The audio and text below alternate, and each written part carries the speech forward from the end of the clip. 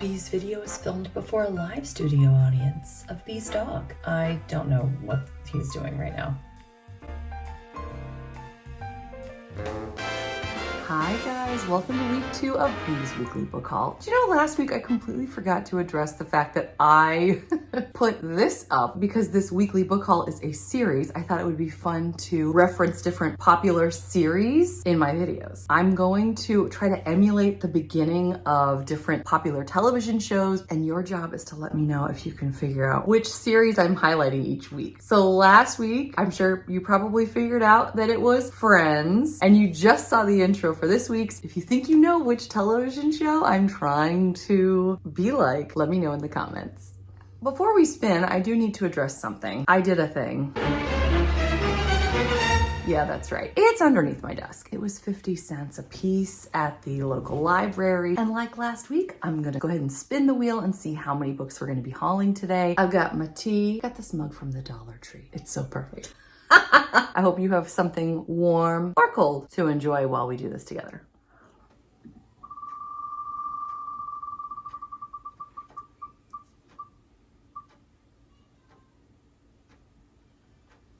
$12. All right, this is gonna be a big one, folks. Oh boy, let's do it. And of course, in the spirit of making things as complex as I can, I've decided to spin the wheel just like last time to see whether we're gonna draw from the stacks in the back, the desk, this giant box down here, or the bag in the back. So let's see what happens.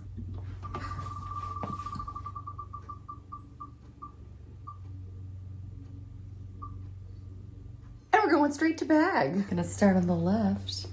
What do we have here? It's Laura Lee Gerke's The Wicked Ways of a Duke. Now, I actually already own this one, but I was so excited to get it for 50 cents, excuse me, because the version I have doesn't have a step back. This step back isn't behind the cover, the step back is on the back, and I am loving it. Our man looks so built, more so than I think I usually see. Like, he just looks extra sturdy, doesn't he? Like, his face, he just seems like he could stop a train. He's massive. This, by the way, is the second book in the Girl Bachelors series. We have a gal who is just a seamstress, but one day she becomes very wealthy beyond her wildest dreams because she has inherited money from her father upon his passing. She's never even met him, but the stipulation is she has to get married within 1 year if she wants to get her inheritance. She only wants to marry for love, and she's been seeking out this guy for a very long time. This guy is a duke in need of an heiress, so he decides to marry her. Anyway, he agrees to marry her. Unfortunately, she finds out that he married her because of her inheritance. So then he's gotta win back his wife. Gotta love it. Looks fun.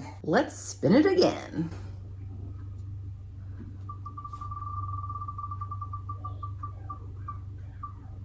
Stacks. Man, we know we need to get to those, don't we? All right, let me grab from the tallest one. Here we go. This is Karen Hawkins's Sleepless in Scotland. I fell in love with this step back. Okay, but let me tell you something. It is a little scandalous, so do be ready. Are you ready? Whoa! This is one of the more scandalous step backs that I've ever seen. I mean, whoa. Who's complaining though? Nobody? Okay. I fell so hard. This is so beautiful. Let's just take a moment to take it in if you hadn't already. I love the windows, I guess, and the clothes. I don't know. I'm distracted. But let's talk a little bit more about this book. This is McLean Kerr's book 4. Who's read Karen Hawkins before? I have not had the pleasure yet, but I've heard good things. This looks like so much fun. We have Triana and Hugh. Triana is trying to capture her twin sister before her twin sister can make a huge mistake. So she's on the run when he captures her, and he believes that she's her twin. Anyway, he realizes after capturing her and ravishing her that he needs to do right by her and wed her. And that's all I can understand from this summary, but still, it sounds tremendous and I can't wait to read it and also continue to look at this step back. Yum! You can win it in a minute when you spin it, spin it, spin it. Let's do it. Ooh, it's bag again. Man, that was almost box. By the way, I'm going to include this wheel of names that you can put anything at all on. I'm going to put a link in my description box because it's so fun to use for pretty much anything. You can use it for cleaning. I highly recommend it. getting from the bag again. Let's go over here. Oh, man, I was so excited to share this with you guys. 50 cents again. The Velvet Promise by Jude Devereaux. This is part of Montgomery Taggart #2. This book itself was published in 1981. You can see the yellowed pages. Look at this cover. I saw it and I was just like, oh my gosh, I'm so enchanted. Look at her hair. I don't know the name of the type of head adornment that she's wearing. If anyone knows, there is a gal on YouTube who talks about this stuff extensively. The way that she talks about historical clothing. I'm going to link her down below so you can see. And in fact, maybe I'll even link one of her videos right here because, oh my gosh, it's so interesting to learn about the romance covers and how they've maybe tweaked some things to make them more cover friendly, or maybe they're not historically accurate. It's fascinating. Look at this beautiful robe. I love all the detail. It looks like we've got diamonds. I wish I could read this artist's name. It looks like it's perhaps Henry Bennett or Mary Bennett. We've got a castle here in the corner as well as some flowers and brush strokes. Just beautiful. I can't believe we've only done 3 so far. We've got 9 to go, guys. Let's do another spin.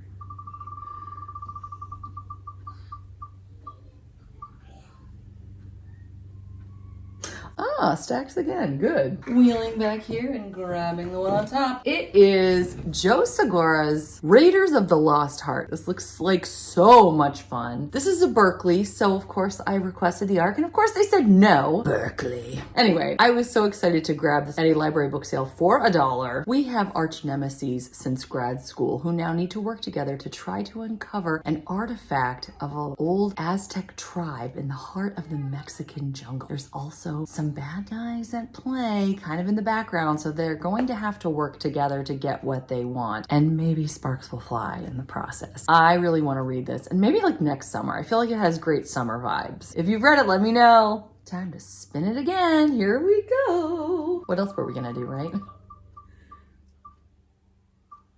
Box, finally. I'm so excited because I really want to show you what I got here.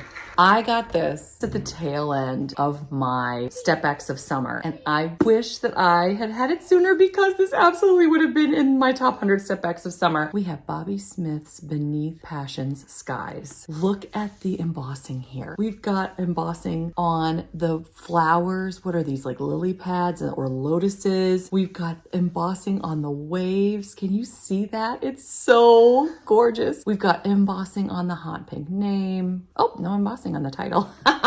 Look at how they did the gorgeous laser cutting around the waterfall. And then we have a really cool spine. Check that out. It's going to be so gorgeous on the shelves. And we even get to see a little bit more on the back along with her name before we open it and find this gorgeous step back. Oh my gosh, I love it so much. It's done by the fabulous Pino, your favorite artist for the 100 step backs of summer. I love the background. We've got water, boulders, rocks, beautiful trees. We're getting obviously continuation of the waterfall idea. Perhaps they're right next to the waterfall. They're both wet. He's got water droplets on him. Her dress is all shiny and soaking wet. Perhaps they're near the waterfall, or they've just been under it, or they were in the water. It just makes you wonder. I wish I could see more. Like, I feel like I'm seeing a little bit more in the corner here. Now I'm noticing this is a completely different picture. We actually do get an additional scene here. I love this. She's wearing a cowboy hat. He's leaning over her. Bless you, my daughter is homesick. She was lying down so I could film this. Now she's playing with Buddy. She needs him to take her across the United States all the way to California, and he takes her through some wilderness. Initially, he doesn't want to help her. He's doing it as a ruse, but he quickly falls for her and wants her to fall for him. It looks like an epic road type trip, and I can't wait to read all about it. It sounds amazing. Let's spin for the 6th book and we'll be halfway through. Yeah, this is going fast. Ooh, desk. We haven't even done that one yet.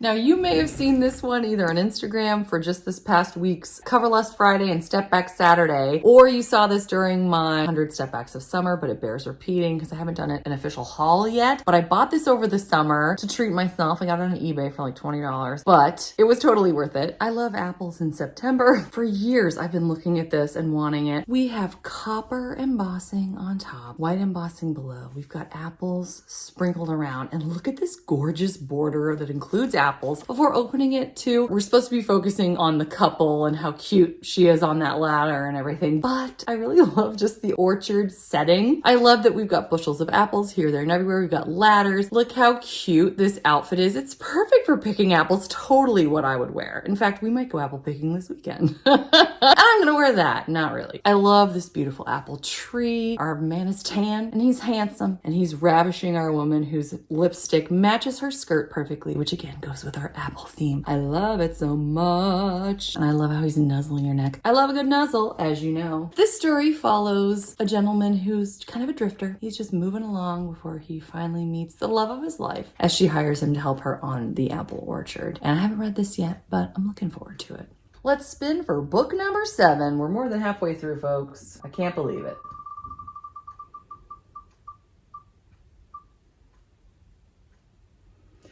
Desk again. Who would have thought? Some of you saw this the other day, either on YouTube or Instagram. I just got this from Savannah Carlyle. Her assistant emailed me and asked if I would be interested when she talked about the summary of this book. I said, yes, please. It's sort of like You've Got Mail, and that we have a woman with a bookshop that she wants to be okay, and then we've got this big time exec coming in who might destroy it. The two of them fall in love via notes passed in a little free library. That's all I needed to know. I was like, yes, please. I would love this so much. It was in a beautiful bag that was the same as the cover of the book. As you can see, it's an autographed copy. But I also want to show you some of the swag that she sent. It says, one summer can change everything. So cute. Got some kitty cats for the Library of Second Chances. I bet she has cats in her bookshop. How super cozy. Book in hand, feet in sand. Perfect for summer reading. She also gave me a bookmark, which matches the book. I just thought that was so fun, as well as a little note card like you might pass in a little free library, which I thought was super cute. She wrote me a note. B, I hope you enjoy Lucy and Logan's little free library love story. I couldn't do what I love without readers like you, Savannah Carlyle. And then she also signed it just in general. Hope you enjoyed this mental vacation to Heron Island. So cool. I'm really looking forward to enjoying this. I might wait until next summer. And then once I read it, I probably should donate it to a little free library. It feels like the right thing to do. Wouldn't that be fun? Let's go to book 8.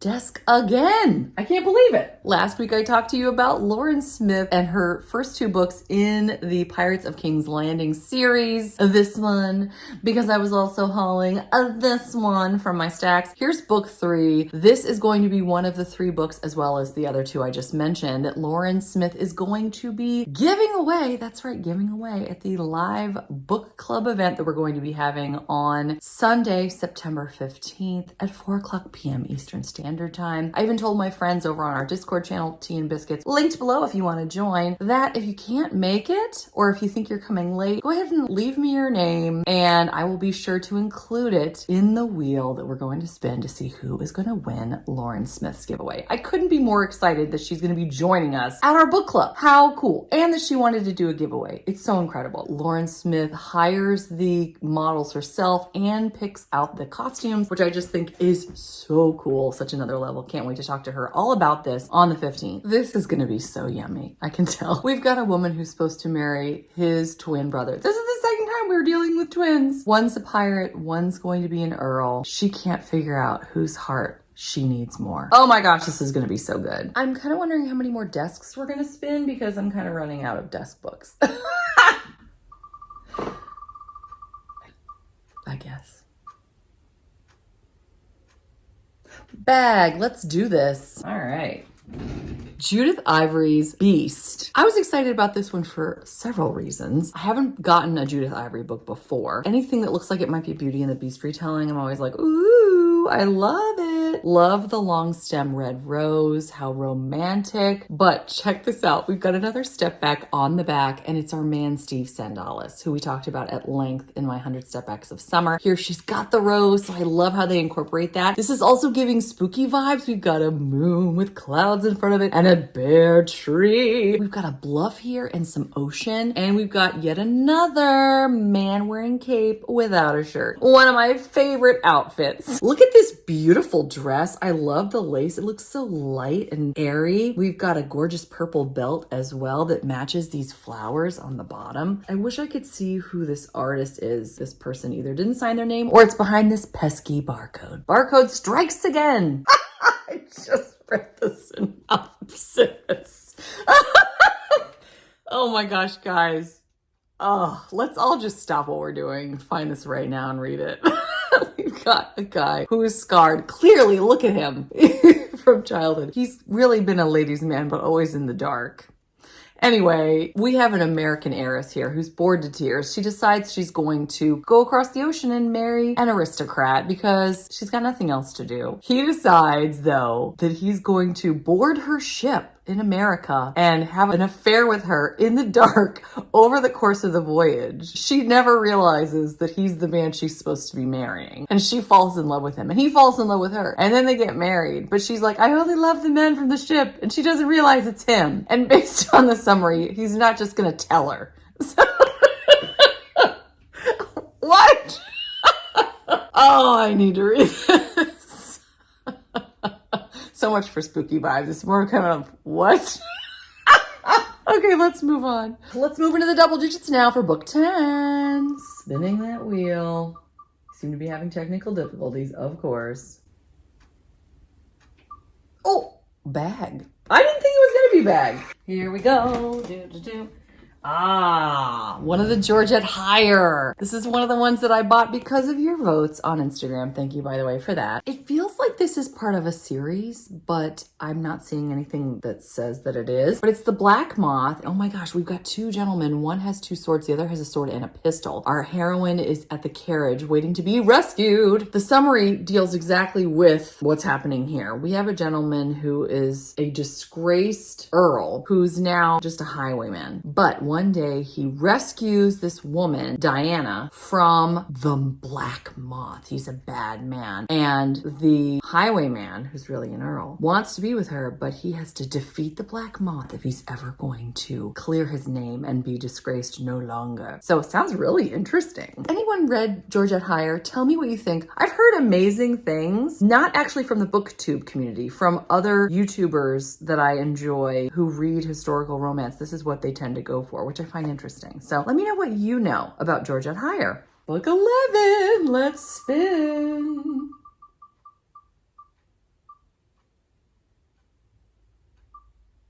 Desk. Okay, hopefully this is going to be the last desk because the one I have behind is When We Chase the Light. That's the arc I need to read next month. You guys saw this one last week, so I'm not going to do that one again. But we do have Are We There Yet by Savannah Scott. I ordered this from her website because I love this author so much and I want to give her as much love as I possibly can. She sent this with swag.